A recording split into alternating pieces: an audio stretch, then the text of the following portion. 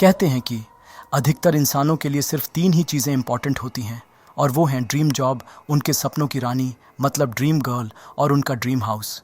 लेकिन क्या हो अगर वही ड्रीम हाउस आपके सभी सपनों को नष्ट करने पर तुला हो? ऐसा ही कुछ इस मूवी में हुआ। हेलो दोस्तों, ऑक्टीफॉक्स हॉरर मूवी टाइम पेश कर रहे हैं बांग्लादेश की बेहतरीन हॉरर मूवी शोपनेर घोर मतलब ड्रीम हाउस। ये कहानी है एक हाउसवाइफ मारिया और सुपरस्टार शिमांतो की, जो एक दिन अपने ड्रीम हाउस की तलाश में निकलते हैं। लेकिन वे दोनों एक ऐसे घर में जा पहुंचते हैं जहां उनके साथ पैरानॉर्मल एक्टिविटी होने लगती है। वहां उनकी मुलाकात एक मिस्टीरियस कपल से होती है जो इस कहानी के रहस्य को और भी बढ़ा देते हैं।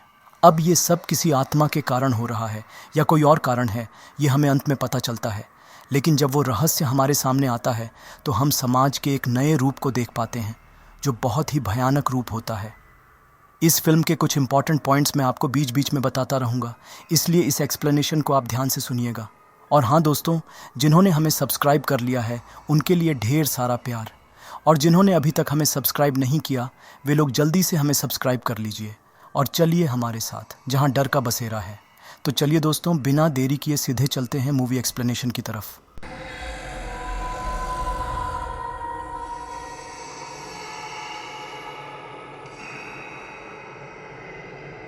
फिल्म की शुरुआत में हम शिला नाम की एक लड़की को देख पाते हैं जो अपने बाथरूम में नहा रही होती है। तभी एक भयानक हाथ आकर उसे पानी में डुबो के मार देती है, जिसके दूसरे ही पल हम उसे हवा में लेविटेट करते हुए देख पाते हैं। जिसके बाद कहानी एक हफ्ते बाद से शुरू होती है, जहां हम मारिया और शिमांतो को देख पाते हैं जो काफ़ी वक्त से शहर के आउटस्कर्ट्स में एक छोटे से रेंटेड हाउस में रह रहे थे, क्योंकि शिमांतो एक स्ट्रगलिंग एक्टर था और उनके पास उतने पैसे नहीं थे। लेकिन शिमांतो अब एक सफल हीरो बन गया था और उनके पास इतने पैसे थे कि शहर के अंदर वे एक अच्छा सा घर किराए पर ले सकते थे, जिस कारण वे दूसरे दिन एक फ्लैट देखने जाने वाले थे, जिसके लिए वे दोनों बहुत एक्साइटेड भी थे। लेकिन दूसरे दिन की सुबह शिमांतो मारिया को कॉल करके बताता है कि शूटिंग के कारण आज वे लोग फ्लैट देखने नहीं जा सकते, वे लोग दूसरे दिन जाएंगे। जिसे सुन मारिया उदास हो जाती है। तभी एक व्यक्ति भागते हुए मारिया से टकरा जाता है और उसी भागम दौरी में उसके हाथ से एक लेडीज़ पर्स गिर जाता है, जिसे देख मारिया उस व्यक्ति को पुकारती भी है, लेकिन वो तब तक वहाँ से बहुत दूर जा चुका होता है। शाम को शिमांतो के घर वापस आने के बाद मारिया उसे सारी बात बताती है और बोलती है कि दूसरे दिन वे लोग उस पर्स को वापस दे देंगे। मारिया का कहना था कि उस औरत का घर उस फ्लैट के आसपास है जिसे वे लोग दूसरे दिन देखने जाने वाले हैं, जिसे जान वे दोनों खुश हो जाते हैं, क्योंकि एक तो उस औरत का घर उनके नए फ्लैट के पास है और दूसरा ये कि एक नए मोहल्ले में किसी से जान पहचान होना अपने में ही बहुत अच्छी बात है। जिसके साथ ही ये सीन यहीं कट हो जाती है। दूसरे दिन की सुबह वे लोग पहुंच जाते हैं उस औरत के घर, जिनका नाम मिसेस डिसूजा होता है। शिमांतो को देख मिसेस डिसूजा उसे पहचान जाती है और एक फेमस हीरो को अपने घर पर देख वो बहुत खुश होती है।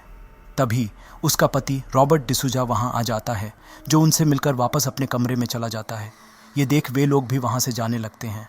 लेकिन जब मिसेस डिसूजा को पता चलता है कि वे लोग एक किराए के घर की तलाश में यहाँ आए हुए थे, तो वो उनको बताती है कि इसी बिल्डिंग में उनका भी एक फ्लैट खाली है, जिसके लिए वे लोग भी एक किराएदार ढूंढ रहे हैं और अगर वे लोग चाहे तो यहाँ रह सकते हैं। जिसे सुन मारिया और शिमांतो सोचते हैं कि देखने में तो कोई हर्ज नहीं है और अगर पसंद आ गया तो अच्छा ही होगा। तो उनका नौकर गोंजाल्विस उन्हें वो फ्लैट दिखाता है जो बहुत बड़ा, सुंदर और वेल प्लान्ड होता है, जहाँ हम कुछ फर्नीचर्स को भी देख पाते हैं। जिसके बारे में पूछने पर गोंजाल्विस बताता है कि इसके पहले यहाँ एक बूढ़ी औरत रहती थी जिनका बेटा कनाडा में रह रहा है और पिछले महीने ही वो यहाँ से चली गई और सारे फर्नीचर्स यहीं छोड़ गई और अगर वे लोग चाहें तो इन्हें इस्तेमाल कर सकते हैं। जिसे सुन शिमांतो बहुत खुश हो जाता है, क्योंकि शिमांतो का कहना था कि इससे उन्हें और फर्नीचर्स खरीदने नहीं पड़ेंगे। मिस्टर रॉबर्ट डिसूजा, उनकी पत्नी मिसेस डिसूजा और नौकर गोंजाल्विस थोड़े मिस्टीरियस टाइप के थे और बहुत ही दबे आवाज़ में बात कर रहे थे। यहाँ तक कि उनके घर का माहौल भी थोड़ा अजीब था, लेकिन इस पर मारिया और शिमांतो का ध्यान नहीं गया। खैर, तो उन्हें वो फ्लैट बहुत पसंद आता है और कुछ ही दिनों में वे लोग पूरी तरह से शिफ्ट हो जाते हैं। तो जहाँ एक तरफ वे लोग अपने सपनों के घर को सजा रहे थे, वहीं दूसरी तरफ हम रॉबर्ट डिसूजा और मिसेस डिसूजा को देख पाते हैं जो उनके बारे में बात कर रहे होते हैं। मिसेस डिसूजा उन्हें डिनर पर इनवाइट करने की बात बोलती है, जिस पर रॉबर्ट राज़ी हो जाता है, क्योंकि रॉबर्ट का कहना था कि इसी बहाने वे लोग एक दूसरे को और भी अच्छी तरह जान पाएंगे, जिसे सुन मिसेस डिसूजा खुश हो जाती है। और दूसरे दिन की रात को हम मारिया और शिमांतो को उनके घर डिनर पर देख पाते हैं, जहां रॉबर्ट मारिया को उनके घर के पेंटिंग्स दिखा रहा होता है। और इस मौके का फ़ायदा उठाकर मिसेस डिसूजा शिमांतो को रिझाने की कोशिश करने लगती है। शिमांतो को ये सब पसंद तो नहीं आता, लेकिन वो कुछ नहीं कहता। उधर मारिया एक वीरान घने जंगल की पेंटिंग को देख उसकी तारीफ करने लगती है। रॉबर्ट बताता है कि ये उसके पिताजी की पेंटिंग है जो उनके देहांत के बाद उसे मिली थी, लेकिन अगर मारिया को वो पेंटिंग अच्छी लगी तो वो इसे रख सकती है।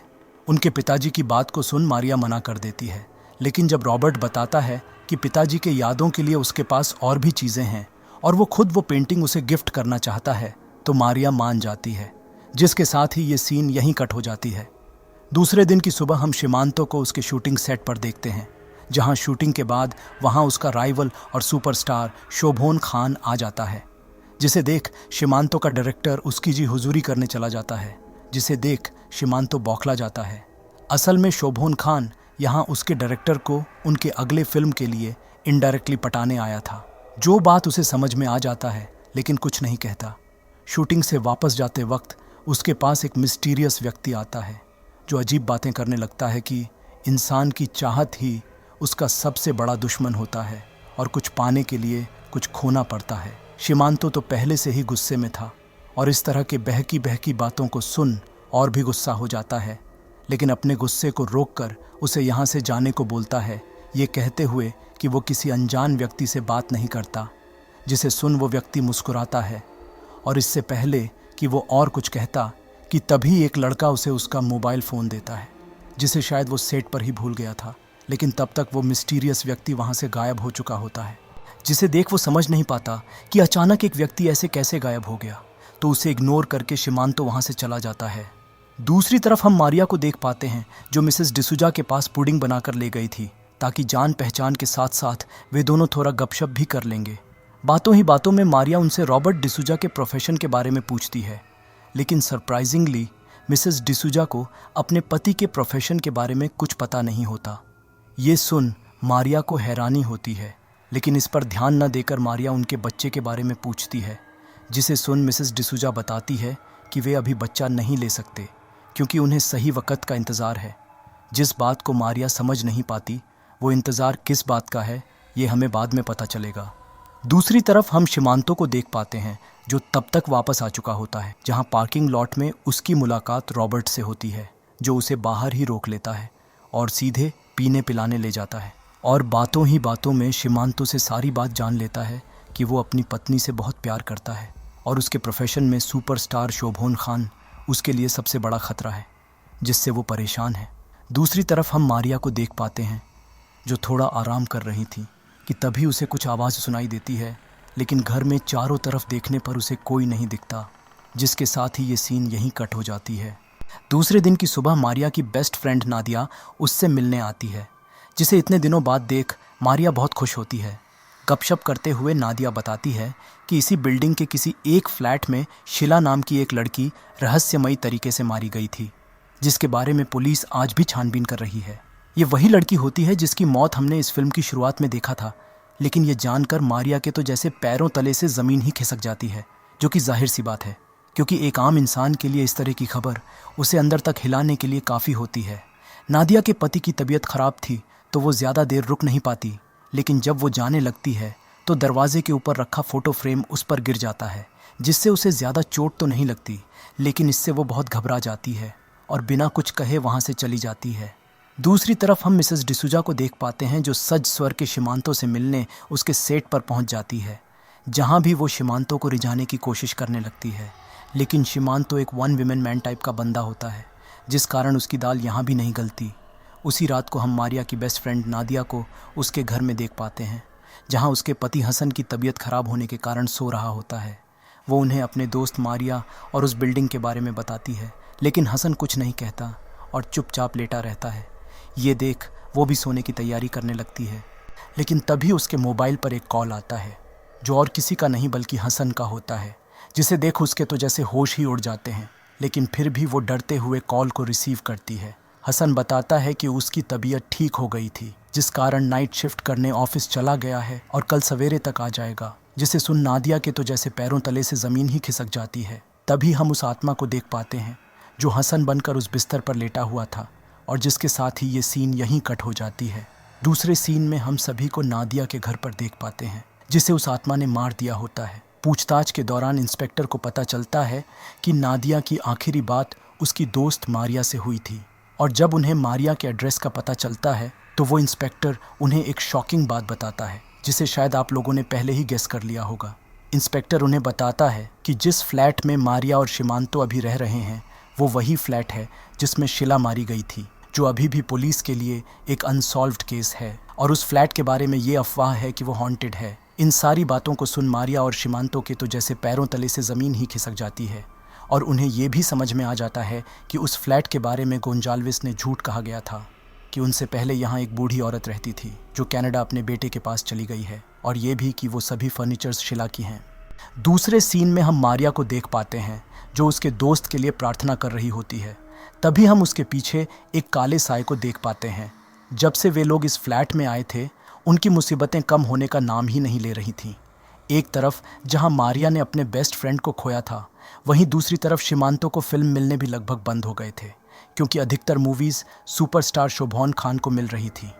लेकिन पहले उन्हें शिला की मौत और इस फ्लैट के हॉन्टेड होने के बारे में बात करनी थी। तो मारिया और शिमांतो मिलकर डिसूजा से मिलने उनके घर जाते हैं, जहां मिस्टर और मिसेस डिसूजा बताते हैं कि वे उन्हें सारी बात बताना चाहते थे, लेकिन जब उन्हें पता चला कि शिमांतो के जाने के बाद मारिया घर में अकेली रहती है तो वे इस बात को दबा दिए थे, ताकि मारिया घर में अकेले रह के इन बातों पर ना सोचे और परेशान ना हो।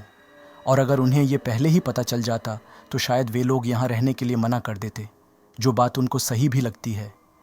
रात को जब मारिया सोने की तैयारी कर रही थी कि तभी उसे वहाँ शिला की आत्मा दिखती है जो उसे हॉन्ट करने लगती है, जिससे डर के वो चिल्लाती है, और तभी उसकी नींद टूट जाती है, जिसे देख वो समझ जाती है कि ये सिर्फ उसका सपना था, लेकिन इस सपने से वो अंदर तक हिल गई थी। और ये सब देख शिमांतो को समझ में आ जाता है कि रॉबर्ट ने उन्हें ये बातें पहले ना बता के अच्छा ही किया था। दूसरे दिन हम शिमांतो को एक नई फिल्म के शूटिंग पर देख पाते हैं, जहां शूटिंग के दौरान सुपरस्टार शोभन खान आ जाता है, और देखते ही देखते सारा लाइमलाइट उसकी तरफ चला जाता है, जिसे देख शिमांतो बहुत गुस्सा हो जाता है और मेकअप रूम में जाकर अपने गुस्से को शांत करने की कोशिश करने लगता है। असल में शोभन खान जानबूझकर ऐसा कर रहा था ताकि पूरी फिल्म इंडस्ट्री में सिर्फ उसका ही बोलबाला हो, जो बात शिमांतो समझ गया था, लेकिन वो कुछ भी नहीं कर पा रहा था। तभी हम अचानक उसी मिस्टीरियस लड़के को मेकअप रूम में देख पाते हैं, जिसे वहाँ देख शिमांतो और भी गुस्सा हो जाता है।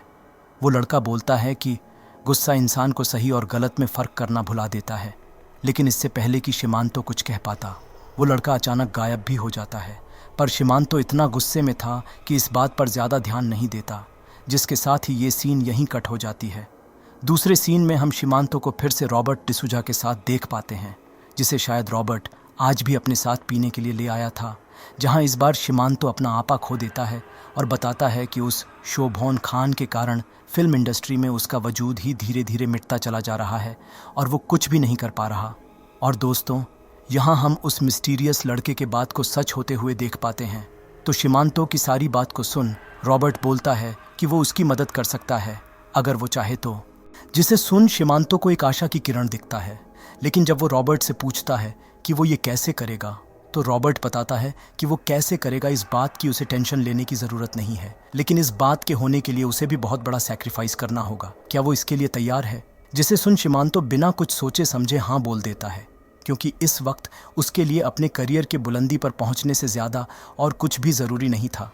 लेकिन शिमांतो को तो इस बात की भनक तक नहीं थी कि वो दांव पर क्या लगा रहा है, और उसके राजी होते ही हम रॉबर्ट के चेहरे पर एक शैतानी मुस्कान को देख पाते हैं, क्योंकि शायद उसका मकसद पूरा हो गया था। क्योंकि उसके राजी होते ही सीन शिफ्ट होती है मारिया की तरफ, जहां हम उस पेंटिंग से उसी काले साए को निकलते हुए देख पाते हैं, जो देखते ही देखते शिमांतो का रूप लेता है और मारिया को जाके सिड्यूस करने लगता है, जिसके बाद वे दोनों इंटीमेट हो जाते हैं। दूसरी तरफ हम शोभन खान को देख पाते हैं जो अपने घर में आराम कर रहा होता है कि तभी वहाँ वो आत्मा आके उसे बेरहमी से मार डालता है। तभी हम शिमांतो को वहाँ देख पाते हैं जो नशे में होता है और वहाँ आके शोभन खान को कोसने लगते हैं और थोड़ी देर बाद वहाँ से चला जाता है। और यहाँ से दोस्तों हमें हमारे कई सवालों के जवाब एक एक करके मिलने वाले हैं और शैतान के एक भयानक रूप को भी देख पाएंगे, जिसके साथ ही ये सीन यहीं कट हो जाती है। दूसरे दिन की सुबह शिमांतो को पता चलता है कि पिछली रात को वे दोनों इंटीमेट हुए थे, जिसे सुन वो चौंक जाता है, लेकिन इस बात को ये सोचकर इग्नोर कर देता है कि पिछली रात को वो नशे में था, जिस कारण उसे कुछ भी याद नहीं। तो ये सोचकर वो अपने काम पर चला जाता है। शूटिंग के वक्त शिमांतो को उसके डायरेक्टर से पता चलता है कि पिछली रात से ही शोभोन खान लापता है, जिसे सुन वो बहुत खुश होता है, क्योंकि उसे लग रहा था कि वो अपनी सक्सेस को सेलिब्रेट करने के लिए कहीं चला गया है। दूसरी तरफ रॉबर्ट इन सब से बहुत खुश होता है और अपने नौकर गोंजाल्विस को कुछ इंपॉर्टेंट सामान लाने को बोलता है, जिस लिस्ट को देख गोंजाल्विस घबरा जाता है। तभी हम वहाँ मिसेस डिसूजा को देख पाते हैं, जिनके चेहरे को देख हम समझ जाते हैं कि उसे ये सब अच्छा नहीं लग रहा था, क्योंकि उसे पता था कि मारिया और शिमांतो अच्छे लोग हैं और वो नहीं चाहती थी कि उनके साथ कुछ बुरा हो, लेकिन वो मजबूर थी। खैर, तो आगे क्या होने वाला है इससे बेखबर हम मारिया और शिमांतो को देख पाते हैं, जिनके जीवन में अब सब कुछ ठीक होने लगता है। दूसरे दिन की सुबह मारिया को गायनिकोलॉजिस्ट शैला से पता चलता है कि वो माँ बनने वाली है, जिसे सुन वो बहुत खुश होती है। और उधर शिमांतो को भी एक साथ कई प्रोड्यूसर्स के कॉल आने लगते हैं उनके अगले फिल्म के लिए, और कुछ प्रोड्यूसर्स तो उसे भारी भरकम एडवांस रुपए भी ऑफ़र करते हैं। ये सब देख शिमांतो बहुत खुश होता है, क्योंकि अब उसे एक सुपरस्टार बनने से कोई नहीं रोक सकता।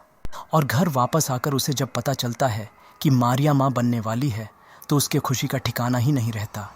उस बच्चे के आने से उनका परिवार अब पूरा होने वाला था। उनको वो सारी खुशियाँ मिलने वाली थीं जिसकी उन्हें कब से तलाश थी, जिसके साथ ही सीन यहीं कट हो जाती है। दूसरे दिन की सुबह प्रेगनेंसी के कारण मारिया अचानक बेहोश हो जाती है, जिसे देख शिमांतो उसे उसी वक्त हॉस्पिटल ले जाता है, जहां हम मिस्टर और मिसेस डिसूजा को भी देख पाते हैं।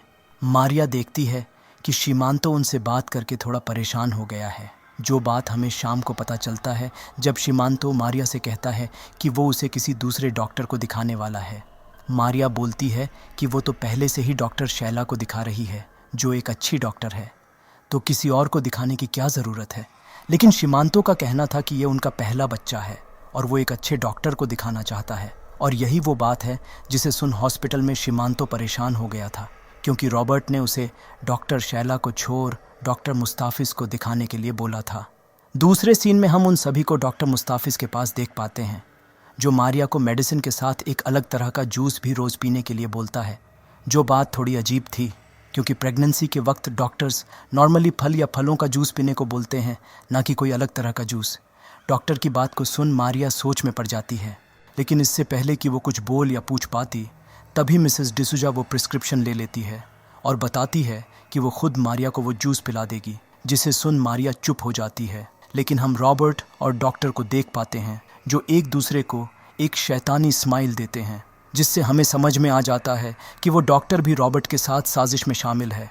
दूसरे सीन में हम रॉबर्ट को वो जूस बनाते हुए देख पाते हैं, जिसे मिसेस डिसूजा मारिया को पिलाने जाती है। वो जूस बहुत कड़वा और बदबूदार था, जिस कारण मारिया उसे पीने से मना करती है, लेकिन मिसेस डिसूजा उसे बच्चे का वास्ता देकर आखिर पिला ही देती है। जिसके बाद हम मिसेस डिसूजा को देख पाते हैं, जो हर रोज़ मारिया को वो जूस पिलाने लगती है। ये सब देख मारिया को उन पर शक होता है, क्योंकि आज के ज़माने में कोई भी अनजान व्यक्ति बिना वजह किसी पर भी इतना मेहरबान नहीं होता। ये सोचकर वो खुद से रॉबर्ट के बारे में इन्वेस्टिगेट करने लगती है, जहाँ से उसे एक शॉकिंग बात पता चलती है। तो हुआ कुछ ऐसा था कि रॉबर्ट के पिताजी क्लेमेंट गोमज काला जादू करते थे, जिस कारण उन्हें ग्रेटेस्ट डेविल ऑन अर्थ भी कहा जाता था। उनके मरने के बाद उनका शरीर अचानक एक रहस्यमयी तरीके से गायब हो गया, जो आज तक नहीं मिला। और उनके जाने के बाद उनका बेटा रॉबर्ट डिसूजा भी काला जादू करने लगा और कई मासूम बच्चे गायब होने लगे, लेकिन पुलिस को उसके खिलाफ कभी भी कोई भी सबूत नहीं मिला। ये सब देख मारिया के तो होश ही उड़ जाते हैं। तभी टीवी पर शोभन खान के मौत की खबर आती है, जहां हमें पता चलता है कि पुलिस को उसकी लाश बिल्डिंग के पीछे वर्कर्स के लिए बनाए गए बाथरूम के पास मिली है। जिस न्यूज़ को सुन शिमांतो चौंक जाता है और उसी वक्त रॉबर्ट के घर जाकर उसे कन्फ्रंट करने लगता है। और यहाँ हमें उस राज के पहले अध्याय के बारे में पता चलता है। मिस्टर और मिसेस डिसूजा से उसे पता चलता है कि वे लोग काला जादू करते हैं और शिमांतो की मदद करने के लिए उस साये को शोभन खान के पास भेजा था, जिसने उसे मार दिया। लेकिन जब शिमांतो बोलता है कि वो शोभन खान को हराना चाहता था, ना कि उसे मारना, तो रॉबर्ट बोलता है कि ये सब शिमांतो को सक्सेस पाने के लिए सेक्रीफाइस करने से पहले सोचना चाहिए था। और अब कुछ भी उनके हाथ में नहीं है। शिमांतो को जो चाहिए था वो उसे मिल गया है और अब उस आत्मा को जो चाहिए वो उसे मिलेगा।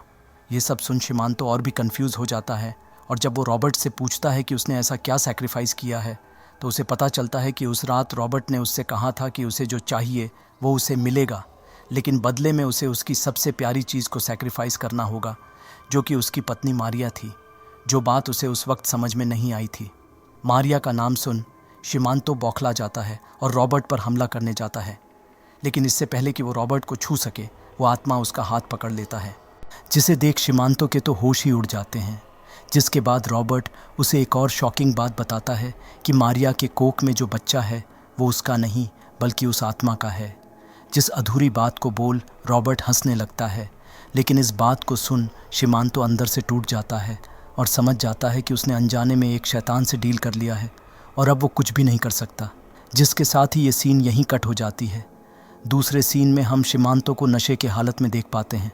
घर वापस आके शिमांतो जब मारिया के कोख में उस बच्चे को देखता है तो बौखला के उसे मारने की कोशिश करने लगता है, लेकिन तभी उसे ये एहसास होता है कि अगर उसने इस बच्चे को मार दिया तो वो आत्मा उसे और मारिया को जिंदा नहीं छोड़ेगा।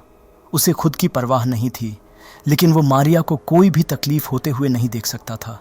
पर उसकी इस हरकत से वो आत्मा गुस्सा हो जाता है। रात को अचानक शिमांतो की नींद टूटती है और मारिया की जगह उस आत्मा को देख पाता है जो उसे हॉन्ट करने लगता है, जिसे देख जब वो कमरे की लाइट जलाता है तो वहाँ मारिया सो रही होती है, लेकिन जैसे ही वो लाइट्स को ऑफ करता है तो वहाँ उस आत्मा को देख पाता है जो दूसरे ही पल उसके सामने आके उसका गला पकड़ लेता है और तभी उसकी नींद टूट जाती है और खुद को सही सलामत अपने ही बिस्तर पर देख पाता है।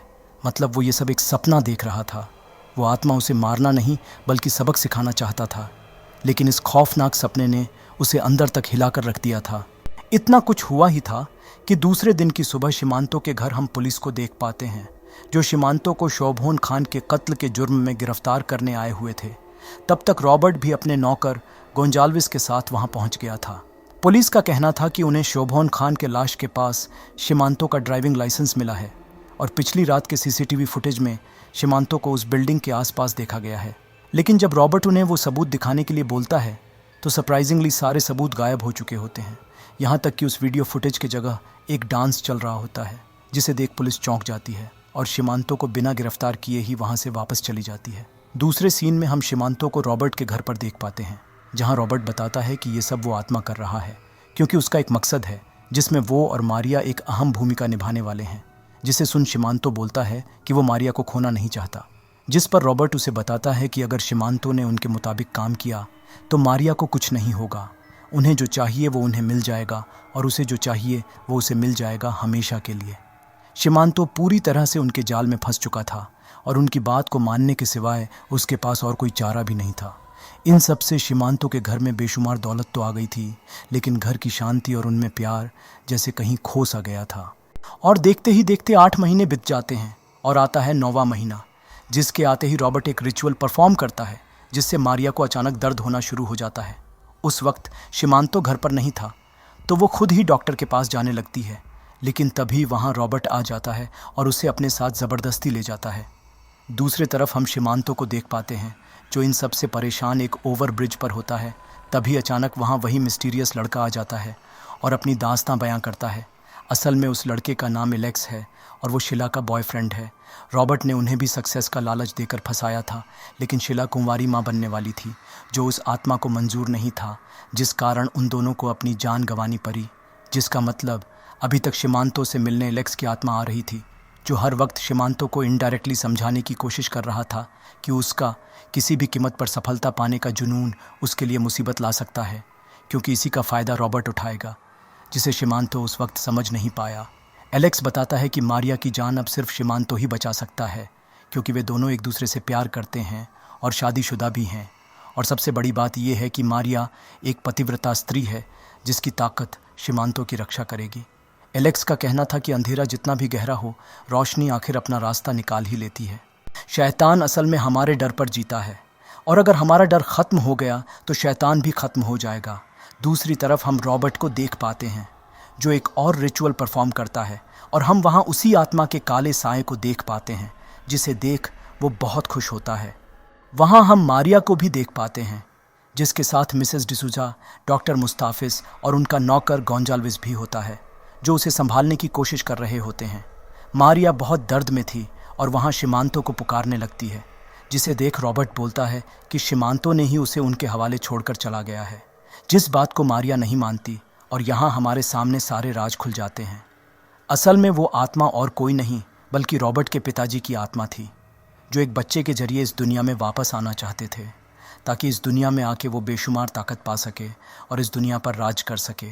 लेकिन उसके लिए उन्हें एक ऐसी लड़की की ज़रूरत थी जो शादीशुदा हो और भगवान पर विश्वास करती हो, जिसके लिए मारिया एकदम परफेक्ट थी।